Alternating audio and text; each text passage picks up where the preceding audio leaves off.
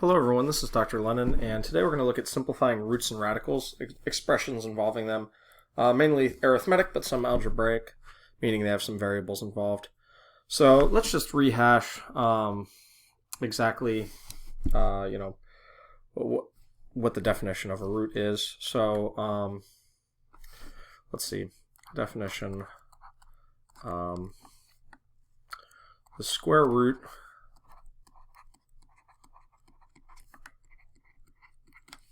of a number, let's say of a positive number, since we're just dealing with real valued numbers,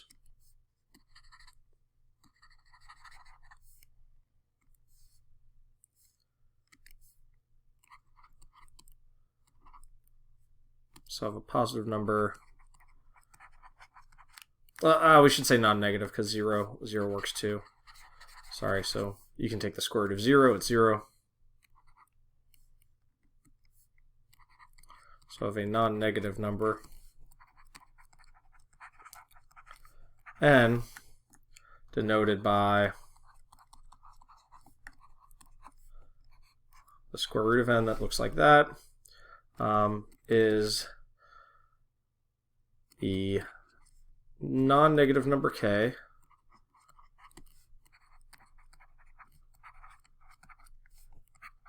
such that k squared is equal to n. So we're looking for the number such that when you square it, you actually get the thing you're trying to take the square root of. So it's kind of like doing the square root backwards. So for instance, for all the equations that we have squares, we also have equations that would be square roots.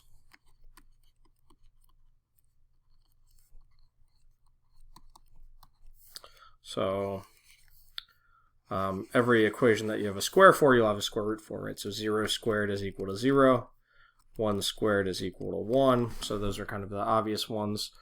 Then you have 2 squared equals 4, 3 squared equals 9. I don't know, we'll just go up to 5 for now. 4 squared equals 16, 5 squared equals 25. So you can write a square root equation corresponding to each one of these, and what you do is you just have the root of the other side. So the principal square root of 0 is equal to 0. The principal square root of 1 is equal to 1. The square root of 4 is equal to 2. The square root of 9 is equal to 3. The square root of 16 would be equal to 4. And the square root of 25 is equal to 5. So square roots kind of reverse the process of squaring something. So that's the most important thing. So a lot of times when you're looking at simplifying some of these things, what you want to do is you want to try to break them apart. So it helps to know a bunch of squares when you're doing this in terms of arithmetic. So you can write down the list, or you can kind of just divide up to a certain number. But anyway, one of the first things we want to do, properties of square roots. So essentially square roots behave really nice with products and quotients. So the product and quotient rule for square roots.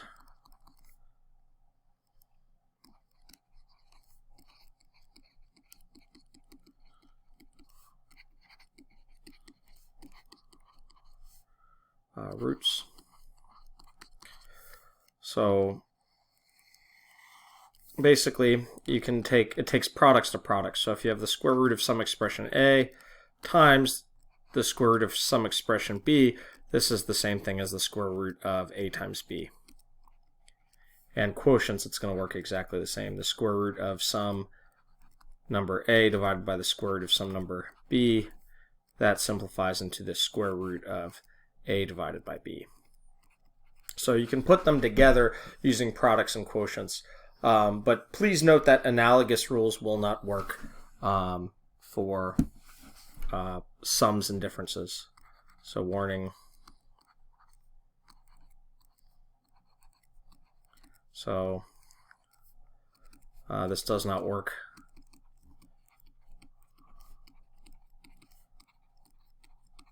Nicely with sums and differences.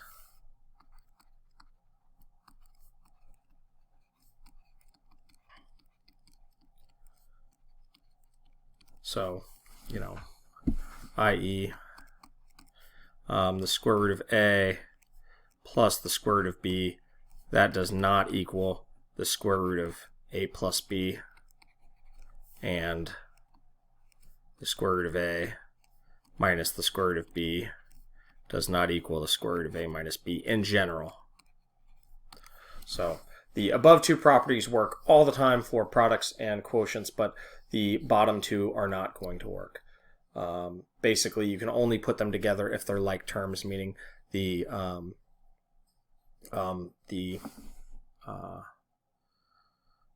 radical part has to match exactly. So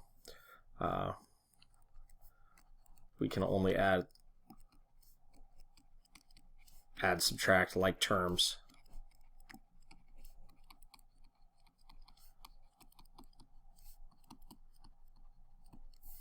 Like with variables.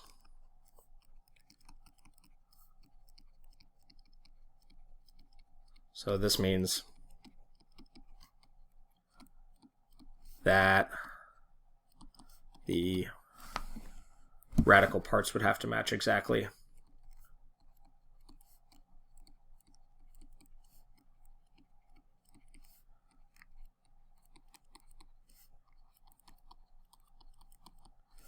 To combine terms.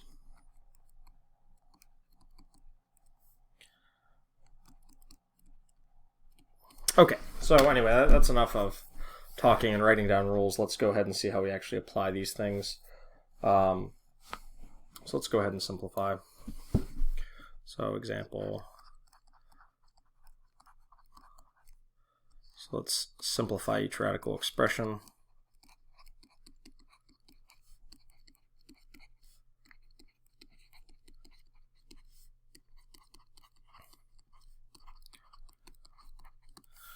Okay, so the first one, maybe we have something obvious, just like the square root of 5 times the square root of 2. Well, there's nothing too fancy to do here. Basically, we just put them together using that product rule. This is the square root of 5 times 2, which is the square root of 10. And 10 is not a perfect square of any kind, so that can't really be simplified any further. But what if we had something like the square root of 20? How would we simplify this? Well, in this case, we would use the product rule in the other way. We would say, okay, well, I know that 4 is a perfect square, and 4 goes into 20, so I should be able to simplify this somewhat. So if I wrote this as the square root of 4 times 5, I could write this as the square root of 4 times the square root of 5, and then the square root of 4 just simplifies to 2. So this would be 2 times the square root of 5. And that would be the fully simplified answer there. So notice that it helps to know different values from this list, because basically I knew the square root of 4 was equal to 2 from the square root list that we wrote at the beginning. So that's one easy, well, it's a smaller number, but as the numbers get larger, you know, it might be more difficult for you to recognize. Sometimes when the numbers get really big, you might want to do a prime factorization tree. But anyway, you know, let's go ahead and maybe look at another example. So maybe the square root of 243. That might be a little bit trickier. So, you know, you might not see it right away. I can see right away that 81 goes into this number. You might want to start. So I'll show this two ways with a prime factorization tree as well. So basically, I know that this is 81 times 3. So the square root of 81 is 9, because 9 times 9 makes 81. So I can write this like this, and then the square root of 81 simplifies to 9. So my simplified answer here is just 9 times the square root of 3. Let's see how to do it. So what if I don't see the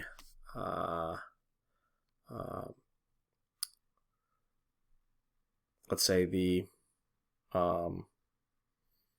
square that goes in.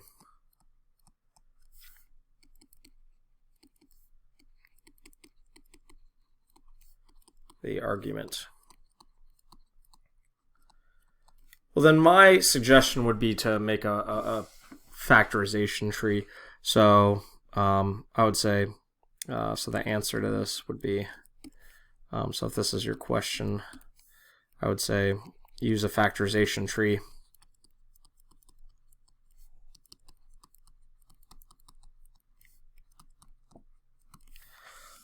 So if you have 243, you basically just try and look for the smallest possible numbers that go into it. So you would try 2, and you would see that 2 doesn't go into it, and then you would say, okay, this is 3 times 81. And you could do that part in your calculator if you had to. Then you might say, okay, well, 81 I know is 9 times 9. And then all of a sudden we know that this is 3 times 9 squared. And that's another trick. These square roots will cancel with anything that's squared. So maybe we should write that down as a little proposition.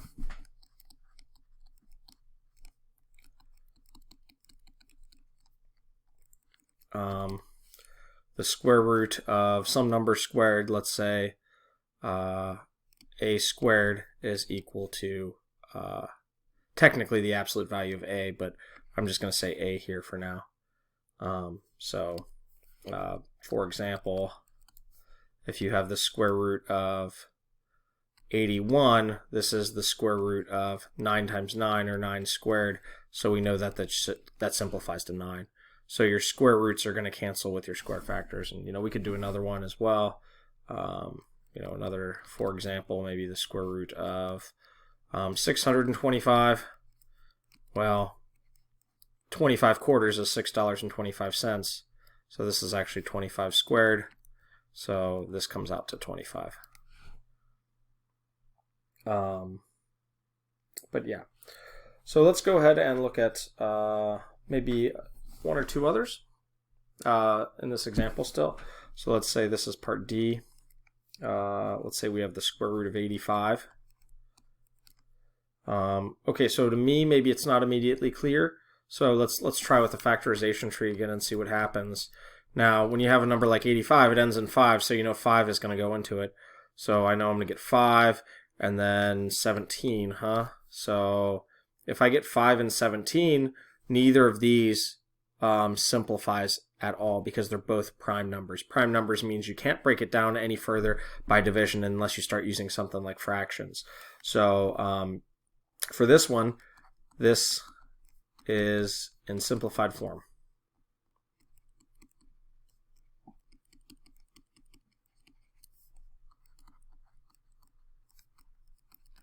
So we can't break it down any further. So we wouldn't have to do anything with the square root of 85. What about, so I have another one written down, 3 times the square root of 539. So again, 539, I would start by trying to break that down. So 2 doesn't go into it, does 3. 12, 17, 3 sure doesn't. What about a number like, so I know 5's not going to go in, but what about 7? If I do 539 over 7, I get 77. So I get 7 times 77, and then that would break down into 7 and 11. So 539 could break down into 7 squared times 11. So what I could do from there is I could rewrite this as 3 times the square root of 7 squared times 11. And then I know that I could break each one of those pieces down to the square root of 7 squared and the square root of 11. And the square root will cancel with that square. So what I'll end up here is just 3 times 7 times the square root of 11. And I can multiply my 3 and my 7. So this would simplify to 21 times the square root of 11. So you can see that those factorization trees are often helping us out. Okay, so let's look at some other ones maybe. So example, these are a little bit more difficult. Not arithmetically, but they involve some more steps in terms of algebra. So let's say simplify each radical.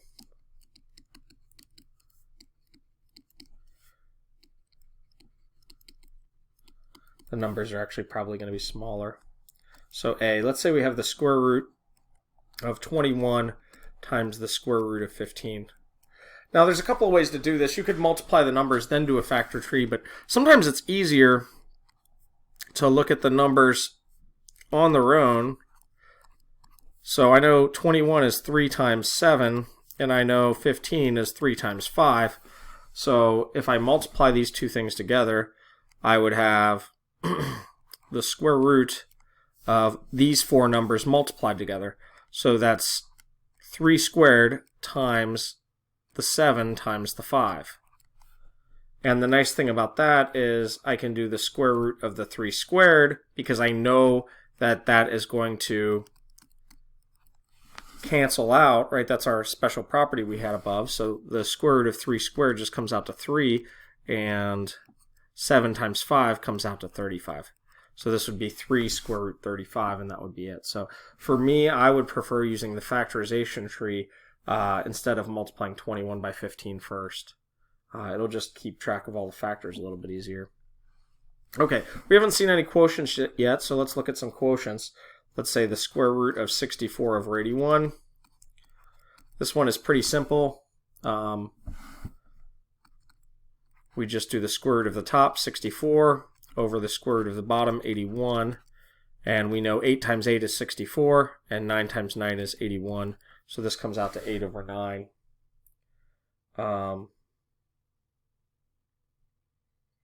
What about something like the square root of 10 over 162?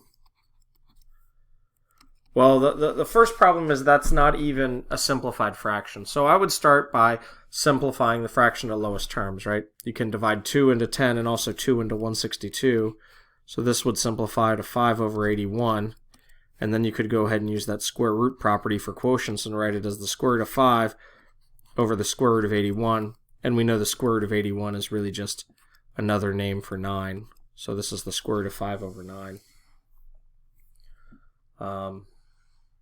Another one using the quotient rule.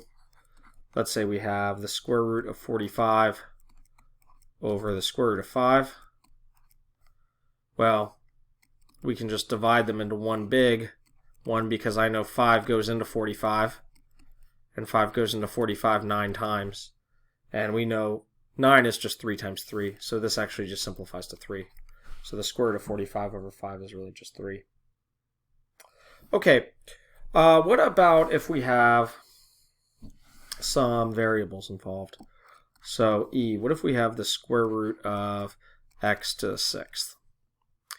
So there's a couple ways I could show this to you, but this is really just, if you think about x to the 6th, and we want to think about that as something cubed, that's really, in fact, x to the 3rd power squared. So this actually just comes out to x to the 3rd.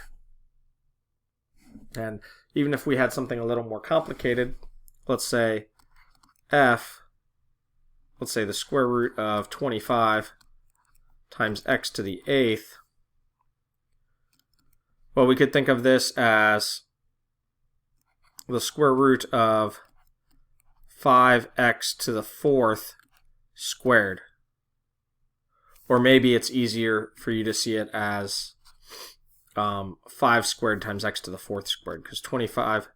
So if we did each part separately, why don't I try and do it like that? So I'd say maybe the square root of 25 times the square root of x to the 8th. Well, we know the square root of 25 is 5, and x to the 8th, just like in the previous part, this would be x to the 4th squared. And we know that it will cancel with that square. So this is just 5x to the 4th. So this is another little proposition to help us out for variables. So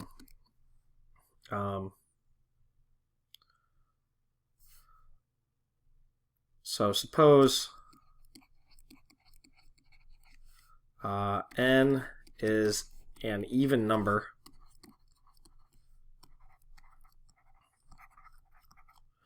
So then what we can say is anytime you have a variable type of situation and you have the square root of x to the n, this will just simplify to x to the n over 2.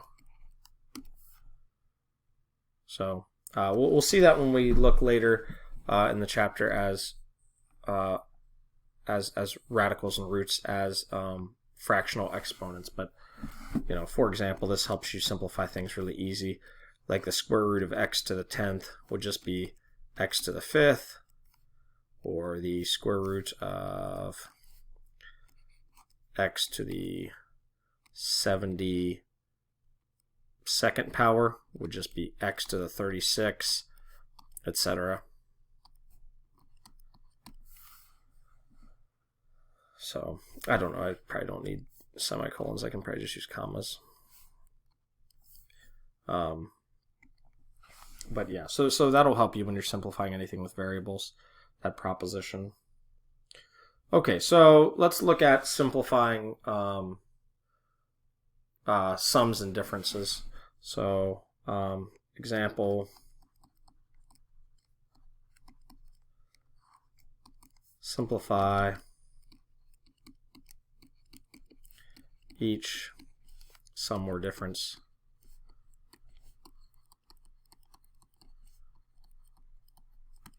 So again, the idea here is to simplify the radicals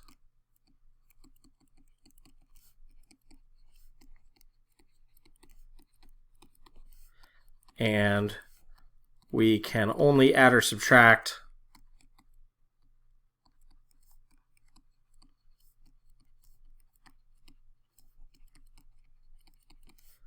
like terms. So that means the radicals have to match perfectly, otherwise we can't put them together. So really this entails a lot of what we were doing with product and quotient rule. So let's say let's start easy. Say we have something like 5 square root of 2 minus the square root of 2. So notice the radicals match exactly.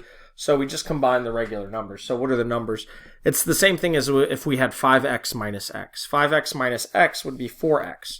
So 5 square root 2 minus 1 square root 2 just comes out to 4 square root 2. We're just adding the numbers in front and keeping the radical perfectly the same.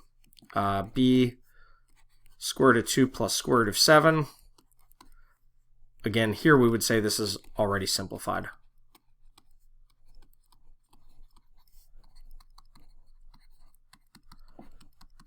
So they are not like terms.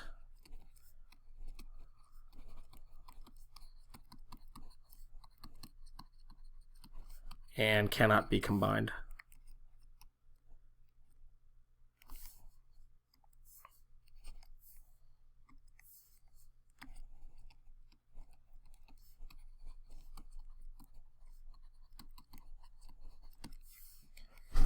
So let's continue onward. Let's get some ones that are a little more interesting. So C, let's say we have 6 square root 98 plus the square root of 18. So we've got a lot of radicals to simplify now. So let's do some trees over here. 98 I know is 2 times 49, and 49 is just 7 times 7. So this thing is 2 times 7 squared. So when I take the square root, I'm going to get 7 times the square root of 2. And similarly, 18 I know is 2 times 9, and 9 is 3 times 3. So this guy is 2 times 3 squared. So this simplifies to 6 times the square root of 7 squared times the square root of 2. And the other one is just the square root of 3 squared times the square root of 2. So I get 6 times 7 times the square root of 2 for the first term. And the second term I just have 3 square root 2. Now notice the only radical parts that are left are the square root of 2, so these things are in fact like terms. So we're going to be able to combine them. 6 times 7 is 42, so I get 42 root 2 plus 3 root 2. And just like we would do with x's, 42x plus 3x would be 45x. So 42 square root 2 plus 3 square root 2 would be 45 square root 2. So that was a tricky one. Again, you can't really do these problems unless you're good at the first section, simplifying the products and quotients. So let's continue. Let's look at another one, another tricky one. Let's say -5 square root 48 plus 2 times the square root of 108. So we always want to kind of do our factor trees to see if things simplify. So we have 48 and we have 108. So what are some squares that I know? I know 16 is 4 times 4. So this one is 3 times 16. That's 4 times 4. So this is 3 times 4 squared. 48 is. So a lot of times for these problems, when you see one number, you want to look for it again because it may come out. So probably 3 is what we want to look for here. So if we get 3, that goes in 36 times. And I know 36 is 6 times 6. So this guy is really just 3 times 6 squared. So if I write my radicals out, I have -5 times the square root of 4 squared times the square root of 3 plus 2 times the square root of 6 squared times the square root of 3. I like to leave the part that doesn't cancel at the very back, kind of like you do with a variable.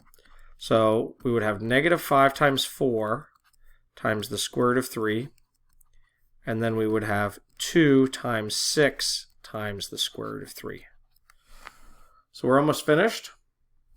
-5 times 4 is -20, so we have -20 square root 3 plus 12 square root 3. So -20 plus 12, that comes out to -8, right? -20x plus 12x would be -8x. So in this case, it's the same thing, just -8 square root 3. Okay, let's do one more from this section, and then we'll look at a couple kind of odds and ends. So let's say, I think this is part E.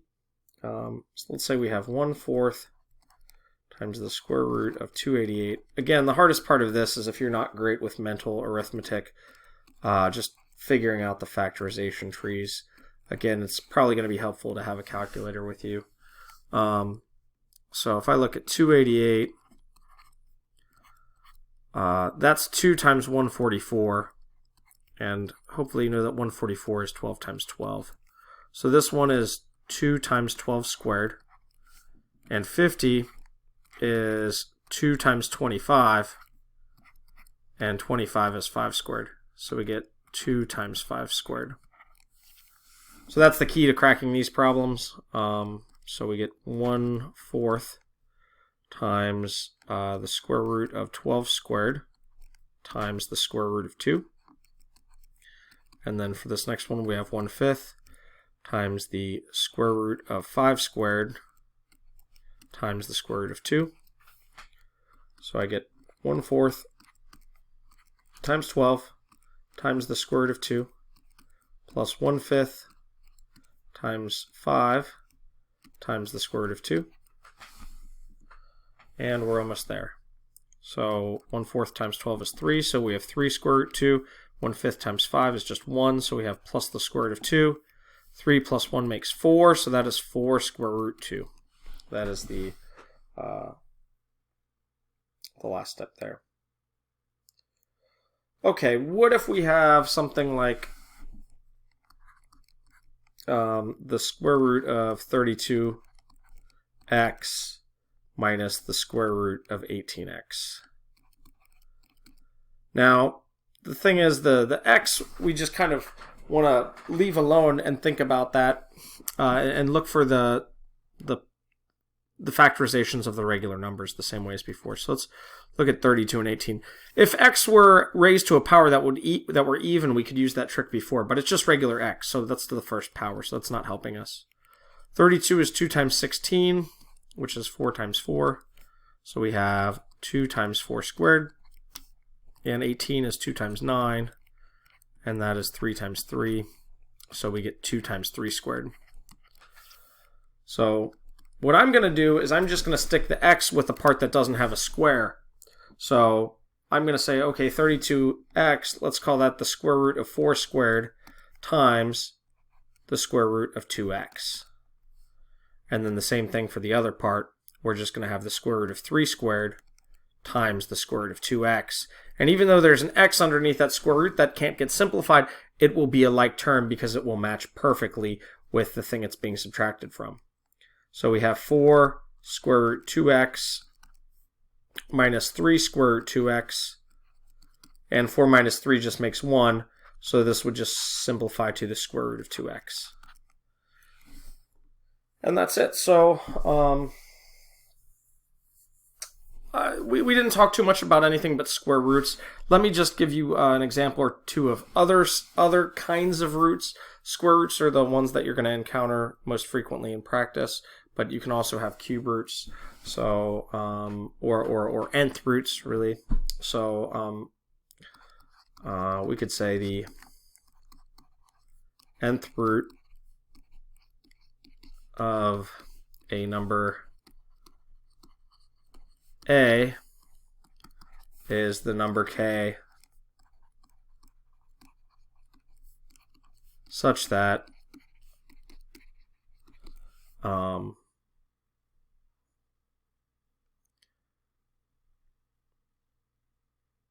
k to the n is equal to a.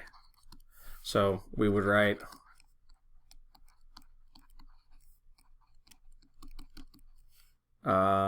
as the nth root of a is equal to k. So that n is superscripted above the little house that you use, like the square root.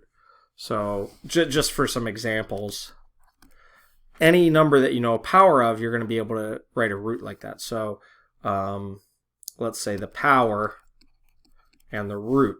So you don't always have to have it squared. And again, for any power that you know, you would also know an equation that you could represent using a root. So let's say we know 4 to the third power is 64. Then that would mean we know that the cube root or third root of 64 is equal to 4. Let's say you know 2 to the fifth power is 32. That would mean also you would know that the fifth root of the big number 32 is equal to 2. The bigger the power, the faster these things get large. So that's why you don't encounter them usually in practice unless you have a calculator or something like that in hand.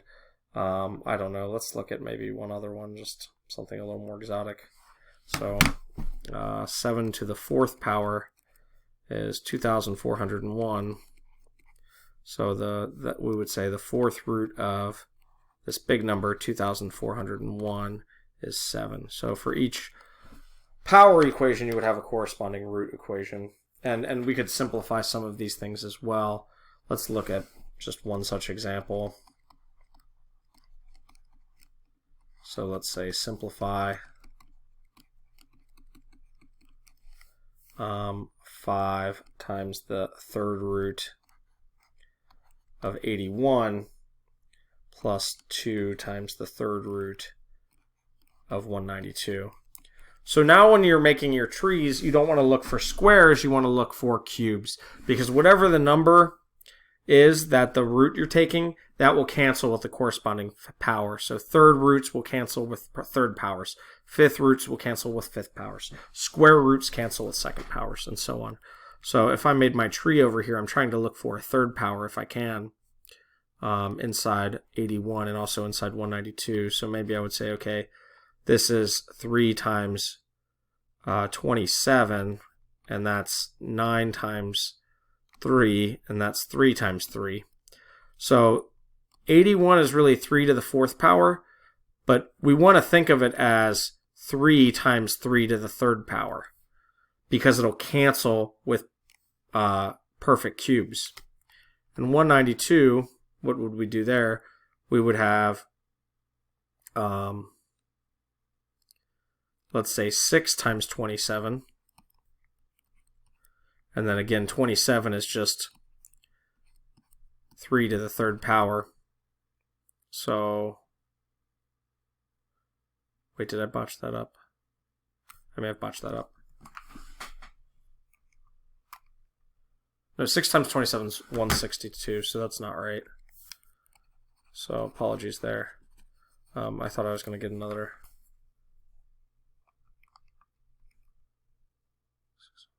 So let's just go. Let's do it the easy way. So if I do 2, I don't know why I was thinking that. I was just thinking I'd get a 27 over here too. So yeah, that's okay. So if I do 2, I would get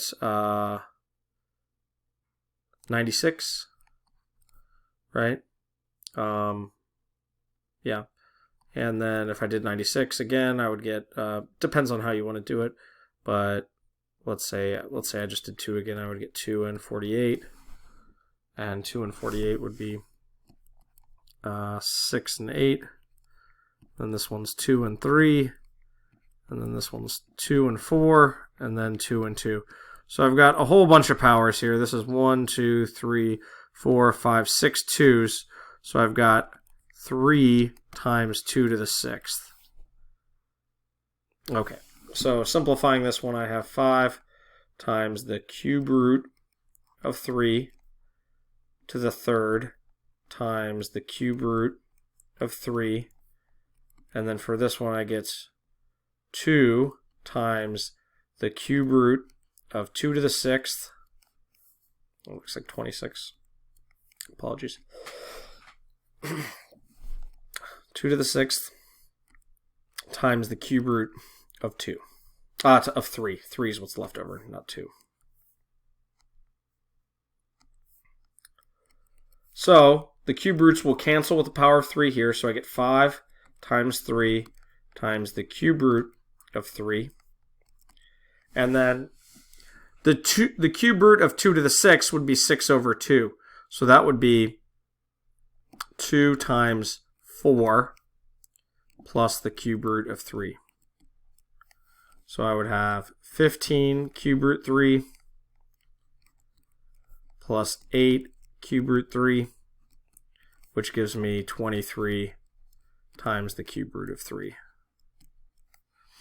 So yeah, the numbers get a lot more difficult to work with as we increase the powers and the root sizes. Again, the same thing I'm using there, if you didn't understand how I simplified the cube root of 2 to the 6. So note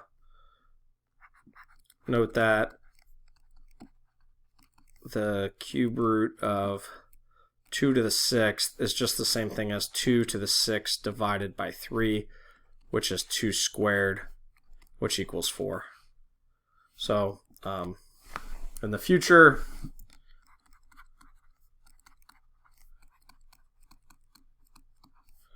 we will see that any root may be written as an exponent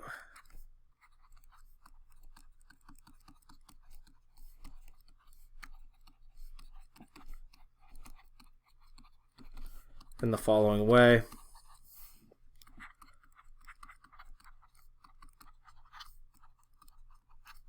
So if you want to do the nth root of some number, say little a, this is the same thing as a to the 1 over n power.